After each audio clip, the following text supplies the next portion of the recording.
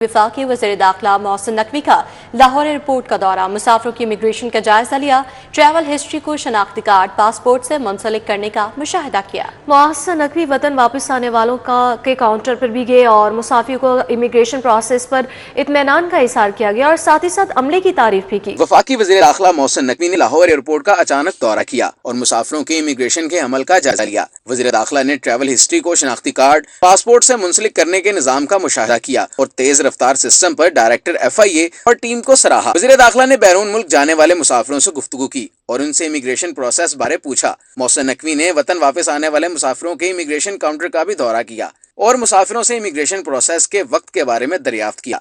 मुसाफिरों ने immigration process पर इत्मीनान का इजहार और अमले की तारीफ की। मुसाफिरों ने बताया कि सिर्फ 2 मिनट में इमिग्रेशन का अमल मुकम्मल हुआ। उनका कहना था कि आपके दौरों से इमिग्रेशन प्रोसेस बेहतर हुआ है। मोहसिन नकवी ने कहा कि मुकम्मल सफरी दस्तावेजात के हामिल किसी मुसाफिर को रोका गया न रोका जाएगा। नामुकम्मल या बोगस दस्तावेजात के हामिल मुसाफिर को सफर की इजाजत नहीं। वज़ीर दाखिला का कहना था कि पाकिस्तान की इज्जत ही हम सब की इज्जत है। वतन की बदनामी का बायस बनने वालों को सफर की इजाजत नहीं दी जा सकती। इस मौका पर डायरेक्टर FIA अली ज़िया और मुतल्लिका हुक्काम भी मौजूद थे। मोटर व्हीकल ऑर्डिनेंस में तरमीम के बाद नए जुर्मानों का इतलाक आज से होगा। आज रात 12 बजे के बाद ट्रैफिक पुलिस नए जुर्मानों के साथ चालान टिकट्स जारी करेगी। मोटर व्हीकल ऑर्डिनेंस में तरमीम के बाद नए जुर्मानों का इतलाक आज से होगा। आज रात 12 बजे के बाद ट्रैफिक पुलिस नए जुर्मानों के साथ चालान टिकट्स जारी करेगी। मोटर व्हीकल ऑर्डिनेंस में तरमीम के बाद नए जुर्मानों का इत्तलाक आज से होगा। आज रात 12 बजे के बाद ट्रैफिक पुलिस नए जुर्मानों के साथ चालान टिकट्स जारी करेगी। नए कानून के मुताबिक मोटरसाइकिल का कम से कम जुर्माना 2000 होगा, रिक्शे का चालान कम से कम 3000 का होगा। ट्रैफिक कवानीन की खिलाफ वर्जी पर कार और जीप का कम से कम जुर्माना 5000 रुपए होगा, जबकि पब्लिक ट्रांसपोर्ट, ट्रैक्टर ट्रॉली और दीगर कमर्शियल गाड़ियों का कम से कम जुर्माना 10,000 से 20,000 रुपए होगा। नए कवानीन के मुताबिक गुंजाइश से ज्यादा मुसाफिर बिठाने, रात को लाइट्स के बगैर गाड़ी चलाने, वन वे की खिलाफ वर्जी, गाड़ी के शीशे काले करने, बगैर ड्राइविंग लाइसेंस गाड़ी चलाने, कम उम्री में ड्राइविंग करने, फिटनेस सर्टिफिकेट के बगैर गाड़ी चलाने पर जुर्मानों के साथ 6 माह की कैद भी हो सकती है। लाहौर से आलूदगी के बादल नहीं छट सके। दुनिया के आलूदा 3 शहरों में लाहौर दूसरे नंबर पर आ चुका है। शहर में ग्वाज इंडेक्स की मजमूई शरह 247 रिकॉर्ड की गई है। इस हवाले से तफसीली अपडेट करेंगी समरा फातिमा हमारे साथ मौजूद है। समरा बताएगा क्या सूरत हाल है। बिल्कुल, बागों के शहर में आलूदगी का राज बरकरार है। इस वक्त भी लाहौर दुनिया के आलूदा तरीन शहरों में दूसरे नंबर पर मौजूद है और एयर क्वालिटी इंडेक्स की शरह 247 तक रिकॉर्ड की जा रही है। आलूदगी के बादल जूं के तूं बरकरार हैं और इसी के साथ साथ अगर दीगर इलाकों के हवाले से भी बात कर लीजिए तो वहाँ पर भी जो है कुछ शरह कम नहीं हो सकी। इस वक्त भी मुख्तलिफ इलाकों में AQI की शरह जो है वो 600 से ज़्यादा है। सिविल सेक्रेटरीट के अतराफ में जो है इस वक्त एयर क्वालिटी इंडेक्स की शरह जो है वो 627 तक रिकॉर्ड की जा रही है, जबकि गुलबर्ग 2 के अतराफ में 623 AQI रिकॉर्ड किया जा रहा है। जोहर टाउन 595 आलूदगी की शरह रिकॉर्ड की जा रही है। इसी तरह से बीबिया रोड के अतराफ में 247, DHA फेज 5 के अतराफ में AQI की शरह 265 तक रिकॉर्ड की जा रही है, जबकि अस्करी 10 के अतराफ में 247 और बरकी रोड के अतराफ में आलूदगी की शरह 237 तक रिकॉर्ड की जा रही है। कैंट के अतराफ में 236 AQI रिकॉर्ड किया जा रहा है, जबकि इकबाल टाउन के अतराफ में आलूदगी की शरह 232 तक रिकॉर्ड की जा रही है। आज सुबह से ही हम देख रहे हैं कि फिजाई आलूदगी में जो है वो इजाफा देखने में नजर आ रहा है। सूरज की किरणें भी जो है वो सही तरह से आज नहीं निकल पाई और आलूदगी के बादल जो है वो शहर लाहौर में मौजूद है।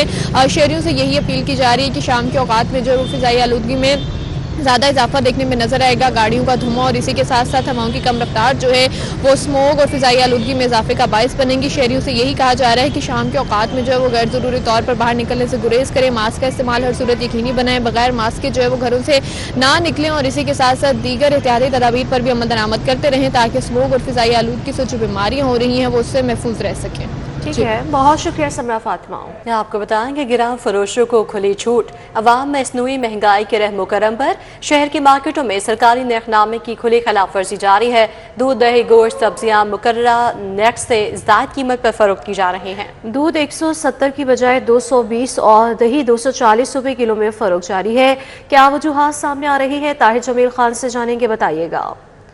जी बिल्कुल, डिप्टी कमिश्नर की जानिब से जारी करदा नरखनामा अब इसकी कोई वक़्त ऐसा लगता है कि नहीं रही, चूँकि शहर में कहीं भी इस नरखनामे पर अमल दरामद नहीं किया जा रहा और एक इस तरह की एक मसनूई महंगाई है जो कि शहरी जिसके जद में आए हुए हैं। अगर हम दूध की ही मिसाल ले लें तो इस नरखनामे के मुताबिक 170 रुपये फ़ी लीटर दूध होना चाहिए, लेकिन शहर की तमाम 10 तहसीलों में और शहर के अवध से लेकर शहर के मज़ाफ़ात तक कहीं भी इस नर्ख पर अमल दरामद नहीं हो रहा। हत्ता कि होलसेल नर्ख में भी दूध 170 में दस्तयाब नहीं है। कम अज़ कम भी अगर दूध कहीं मिल रहा है तो वो 220 रुपये लीटर है और कम अज़ कम का नर्ख भी जो सरकारी नरखनामा है उससे 50 रुपये ज़्यादा है। इसी तरह दही के भी यही हालात है, 50 से 60 रुपये महंगा बिक रहा है। इसके साथ साथ अगर हम गोश्त की बात करें तो बीफ यानी कि बड़ा गोश्त, गाय का गोश्त 800 रुपये इसका नरखनामे में इसका नर्ख दर्ज है, लेकिन मार्केट में ये 1200, 1400 और 1600 रुपये यानी कि दुगना कीमत तक फ़रोख्त हो रहा है। इस तरह मटन, बकरे का गोश्त ये नरखनामे के मुताबिक इसका जो रेट है मार्केट में वो 1600 रुपये होना चाहिए ये, लेकिन ये कम अज़ कम भी 1000 रुपये फ़ी किलो महंगा बिक रहा है, यानी कि 2600 रुपये कम अज़ कम भी इसका नर्ख है। इस तरह जो तमाम तहसीलें हैं उसमें सरकारी नरखनामे का यही हाल है और दूसरी जानिब जो पैरा फोर्स है, जो ज़िला इंतज़ामिया है, जो प्राइस कंट्रोल मजिस्ट्रेट हैं, उनकी जो कार्रवाइयाँ हैं वो महज फ़ोटोशूट और प्रेस रिलीज तक महदूद होकर रह गई हैं। जी, chief minister speeds cardiac surgery program सितंबर तक प्राइवेट अस्पतालों में 2235 बच्चों की कार्डिक सर्जरी हुई। प्राइवेट अस्पतालों को 1 अरब 9 करोड़ 14 लाख रुपए अदा किए गए। शरीफ मेडिकल सिटी में सबसे ज्यादा 427 स्पीड्स कार्डिक प्रोसीजर हुए। शरीफ मेडिकल सिटी को 22 करोड़ 78 लाख 90 हज़ार रुपए अदा किए गए। बहरिया आउटशट अस्पताल में 355 प्रोसीजर हुए हैं। इस हवाले से अपडेट करेंगे जाहिद चौधरी, हमारे साथ मौजूद हैं। जी Zahid Chaudhary. Chief minister paeds cardiac surgery programme में प्राइवेट अस्पताल सरकारी इलाजगाहों पर सबकत ले गए हैं। प्राइवेट अस्पतालों को इस बात में जो प्रोसीजर्स किए गए उनमें बहुत ज़्यादा जो है वो फंड्स अदा किए गए, जबकि सरकारी अस्पतालों को बहुत ही कलील रकम जो है वो मिल सकी।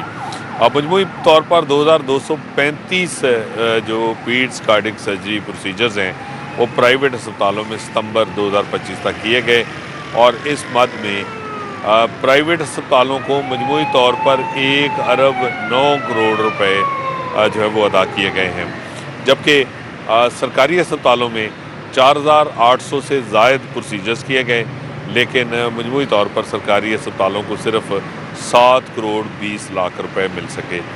प्राइवेट अस्पतालों में सबसे ज़्यादा नुमायाँ कारकर्दगी जो है वो शरीफ मेडिकल सिटी की रही, जहाँ पे वज़ीर आला जो पीड्स सर्जरी प्रोग्राम है ये लॉन्च होने के बाद जो है वो पीड्स कार्डिक सर्जरी जो है वो उसका शरीफ मेडिकल सिटी में आगाज़ किया गया था। सबसे ज़्यादा 427 प्रोसीजर जो हैं वो प्राइवेट सेक्टर में वो शरीफ मेडिकल सिटी में किए गए और 22 करोड़ 78 लाख 90 हज़ार रुपये सितंबर तक जो है वो शरीफ मेडिकल सिटी को अदा किए गए हैं।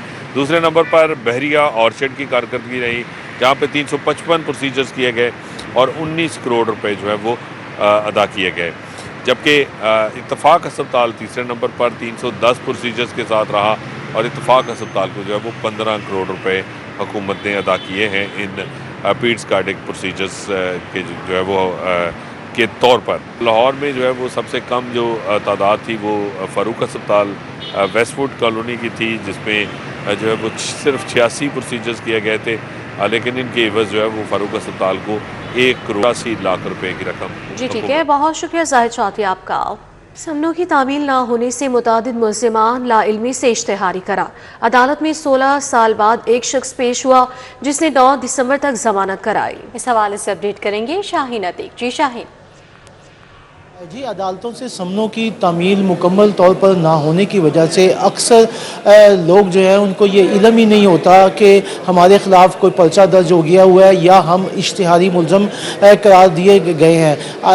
मुल्ज़म को उस वक़्त इल्म होता है जब नाके के ऊपर उसको रोका जाता है और पुलिस जब मोबाइल से चेक करती है तो उसे मालूम होता है कि वो तो इश्तिहारी है या उसके ख़िलाफ़ कोई पर्चा दर्ज हो गया है। एडिशनल सेशन जज मोहम्मद अवैस की अदालत में 16 साल के बाद एक मुइम्मल शख्स जिसका नाम रुस्तम था, ग्रीन टाउन में उसके खिलाफ पर्चा 2010 में हुआ था और वो अदालत में पेश हुआ और अदालत में पेश होकर उसने अपनी जो है वो अबूरी जमानत कराई, जिस पर 9 तारीख के लिए ग्रीन टाउन पुलिस को नोटिस जारी किया गया है। मेरे पास यहाँ पर हसीब कदूसी एडवोकेट मौजूद है, हम उनसे इस हवाले से पूछते हैं कि ये जो मुल्ज़मान इश्तिहारी हो जाते हैं इनके हवाले से कानून जो है वो क्या कहता है। पहले जो था ये सारे काम जो थे मैनुअल होते थे, लेकिन जब से डाटा कंपाइल किया गया, कंप्यूटर में आईडी कार्ड नंबर के साथ एंट्री आई गई है, उस एंट्री के बाद हर बंदे को जब चेक किया जाता है डाटा तो उसका शो होता है कि ये इश्तिहारी है।